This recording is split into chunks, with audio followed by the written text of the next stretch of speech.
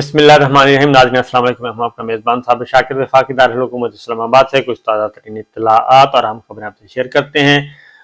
پچھلا ولاگ ضرور سن لیجیے گا کیونکہ پچھلے ولاگ میں نے بات چھوڑ دی تھی جہاں سے وہیں سے شروع کر رہا ہوں. ٹائم زیادہ ہو گیا تھا. میں نے آپ کو کہا تھا کہ سپریم کورٹ آف پاکستان میں ایک جوڈیشل کو کی کوشش کی جا رہی ہے اور خاص طور پہ جسٹس قاضی فائز عیسی صاحب کو کراچی میں وہ تھے اور وہاں کا بینچ منسوخ کیا گیا اور جسٹس قاضی فائز عیسی صاحب کی درخواست پہ ہی کیا گیا جو نوٹیفیکیشن ایشو کیا گیا، نوٹس ایشو کیا گیا، اس میں انفارم کیا گیا ہے کہ کس وجہ سے کراچی کا جو بینچ جو ہے وہ اسلام آباد منتقل کیا جا رہا ہے اور کراچی کاز لسٹ جو ہے وہ منسوخ کر دی گئی ہے، سارے کیس ڈی لسٹ کر دیے گئے ہیں. کیونکہ معاملہ جو ہے وہی ہے کہ پنجاب اسمبلی خیبر پختونخوا اسمبلی میں عام انتخابات صدر مملکت نے تاریخ دی ہوئی ہے اور اس تاریخ کو الیکشن کمیشن آف پاکستان نے ابھی تک اون نہیں کیا اور اس کے اکارڈنگلی شیڈول جاری نہیں کیا. یہ لڑائی بڑھتی جا رہی ہے اور ایک نئے بحران کی طرف ملک جو ہے وہ بڑھ رہا ہے اور پاکستان پیپلز پارٹی بلاول بھٹو وزیر خارجہ وہ بھی یہ اب تسلیم کر رہے ہیں کہ پاکستان میں اس وقت آئینی بحران ہے. اب یہ جو کھیل کھیلا جا رہا ہے یا کھیلنے کی کوشش کی جا رہی ہے، جو میں نے آپ کو بتایا تھا کہ حکمراں اتحاد میں شامل ایک جماعت کے سینئر رہنما نے مجھے بتایا، تو اس کھیل کا کیا حصہ پاکستان پیپلز پارٹی بنے گی؟ کیا وہ جس طرح ماضی میں justice Sajjad Ali Shah chief of Pakistan ان کے خلاف جو بغاوت ہوئی تھی، عدالتی بغاوت کروائی گئی اور ججز کو تقسیم کروایا گیا، حملہ کروایا گیا، کیا پیپلز پارٹی اس کا حصہ بنے گی؟ کیا دیگر اتحادی جماعتیں جو ہیں وہ اس کا حصہ بنیں گی؟ اور کیا اس کے نتیجے میں جو کرائسس آئے گا اور مزید ایک آئینی بحران اس میں شدت ہوتی جائے گی اور اس میں اس بات کا خطرہ موجود ہے کہ اگر یہ کام ہوا جو کہ کوشش کی جا رہی ہے شریف فیملی کی طرف سے، اگر یہ کام ہوتا ہے تو کیا وکلا تحریک ایک نئی وکلا تحریک جنم لینے والی ہے؟ اور چونکہ لاہور ہائی کورٹ بار ایسوسی ایشن کے نئے انتخابات ہوئے، اس میں حامد خان گروپ کامیاب ہوا ہے اور اسی طریقے سے جو سپریم کورٹ بار ایسوسی ایشن ہے وہاں پہ بھی حامد خان گروپ ہے جو کہ لائک مائنڈیڈ ہیں پاکستان تحریک انصاف اور ان کے، اور اس لیے یہ وکلا بار ایسوسی ایشن میں جو ہیں وہ ہار رہے ہیں. تو کیا ایک نئی تحریک جنم لے رہی ہے؟ بالکل اسی طریقے سے جیسے 2007 میں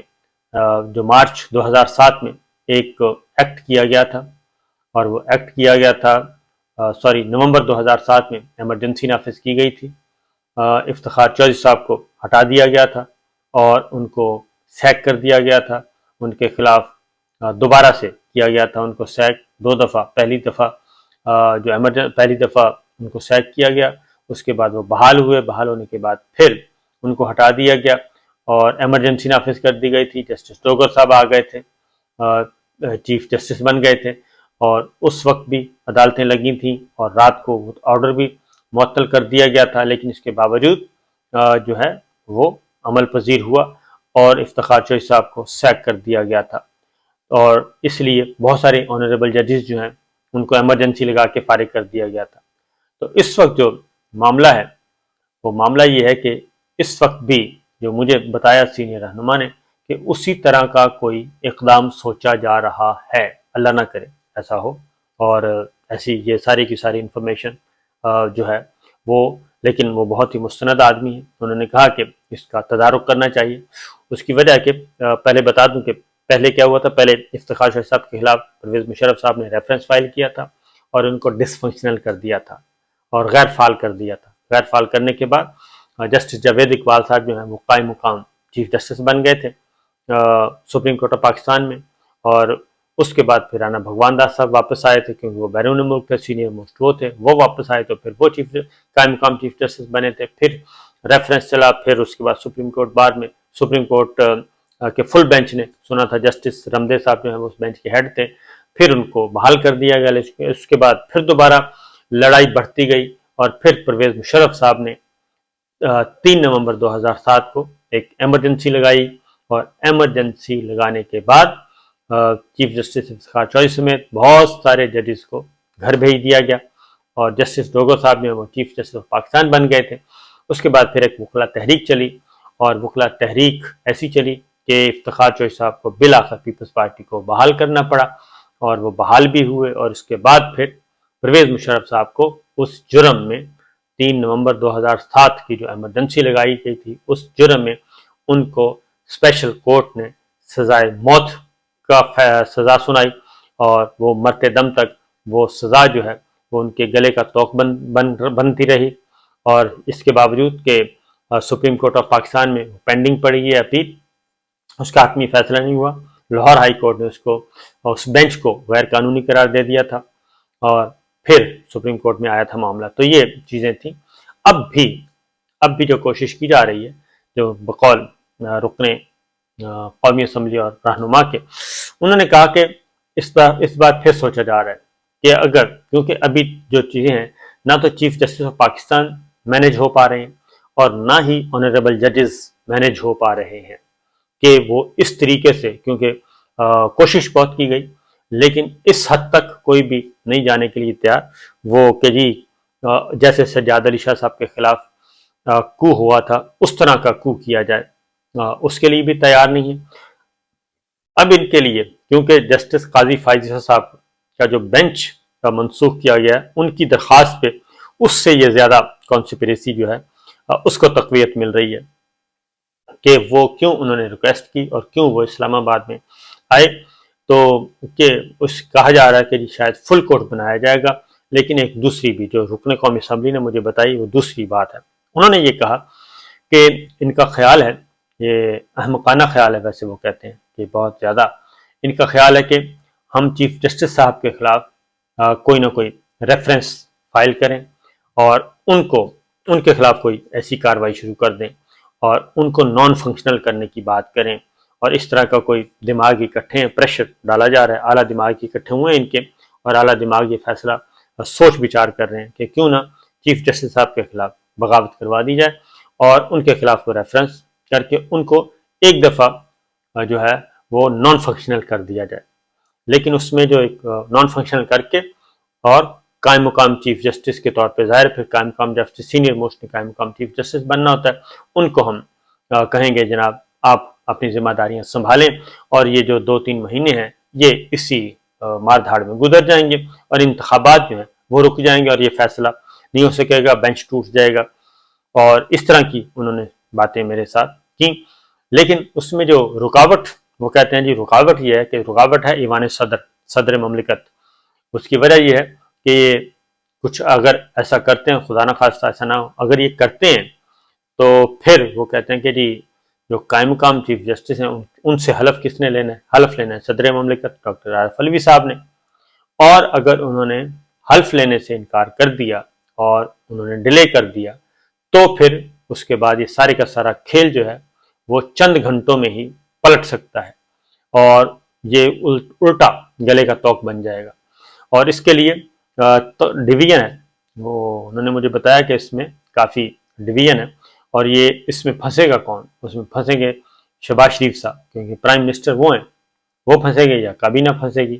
اور اس کی ریزن ہے کہ مریم صاحبہ تو باہر بیٹھی ہیں، نواز شریف صاحب بھی باہر بیٹھے ہیں، وہ تو کہیں ریکارڈ پہ نہیں آئیں گے کہ جی ان کے کہنے پہ یہ سب کچھ ہوا ہے. تو شہباز شریف صاحب بھی اس میں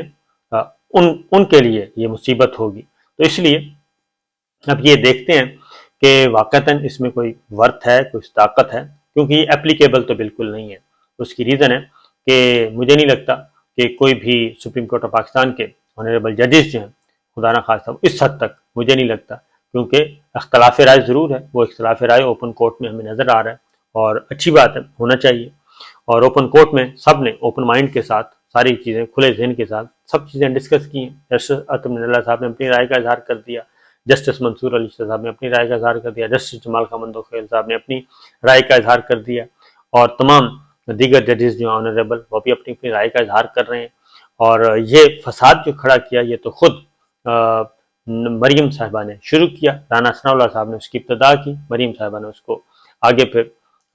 آگے مزید اس کو تیل چھڑکا اس میں، اور سرگودا کے بعد معاملہ جو ہے وہ بالکل دوسری نوعیت کا اختیار کر گیا. اب چونکہ سمجھا، اب ساری چیزیں جو ہیں وہ لگ گیا ہے پتہ. میں نے پچھلے ولاگ میں بتایا کہ وہ آڈیو بھی فیک نکلی، یعنی کہ پس منظر اس کا بالکل اور تھا،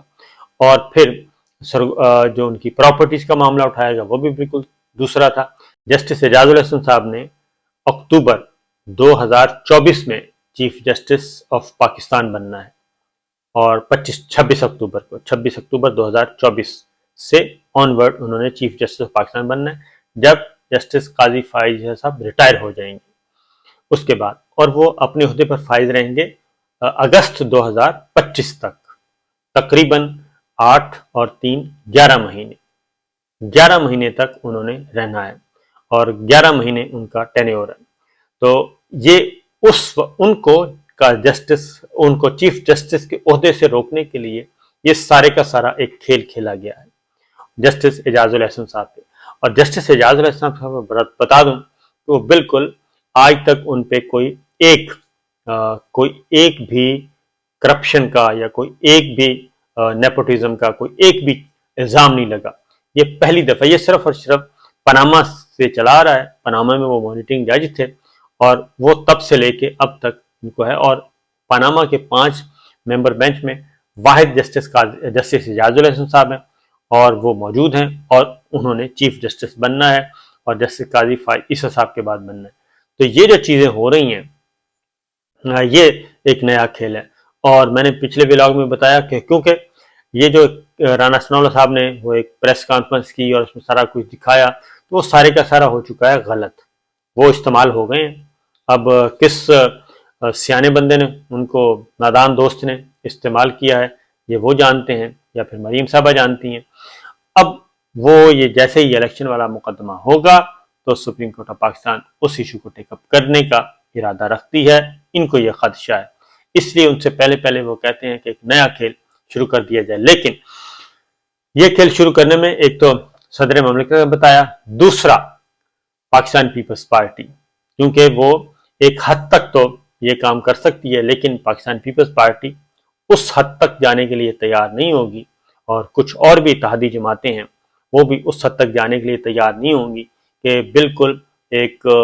मरीम साहबा की जिद पूरी करने के लिए या नवाज शरीफ साहब की जिद पूरी करने के लिए इस तरीके से सुप्रीम कोर्ट पे दोबारा से हमलावर हुआ जाए। क्योंकि जस्टिस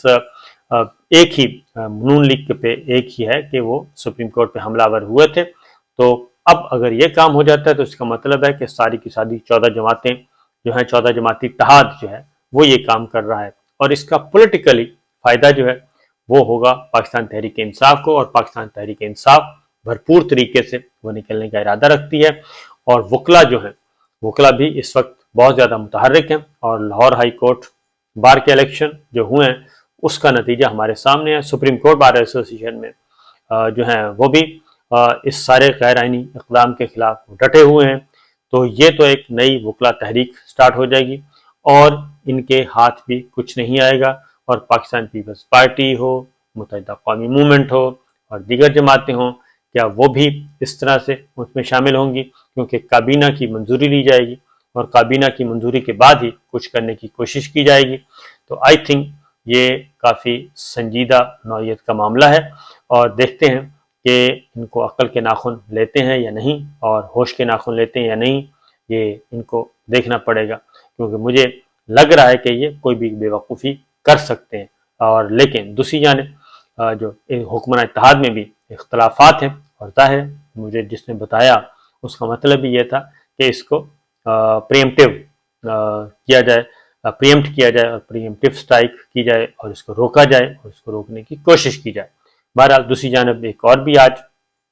जो हमारे रिटायर्ड फौजी हजरात हैं उनका भी वीओपी, उनकी ऑर्गेनाइजेशन जो है वो भी आज मैदान में आएंगे और वो भी एक अहम ऐलान करेंगे। आज उनका इवेंट है और उनके दोबारा से पूरे मुल्क भर में तो इलेक्शंस हो रहे हैं, तो उसमें देखते हैं कि वो क्या रखते हैं इरादा, क्योंकि वो भी इस सारे जो प्रोसेस चल रहा है रिजीम चेंज से लेके आज तक वो भी मुतहर्रिक हैं, और आज उन्होंने भी एक अहम अनाउंसमेंट करनी है। इजाज़त दीजिए, अल्लाह हाफिज़।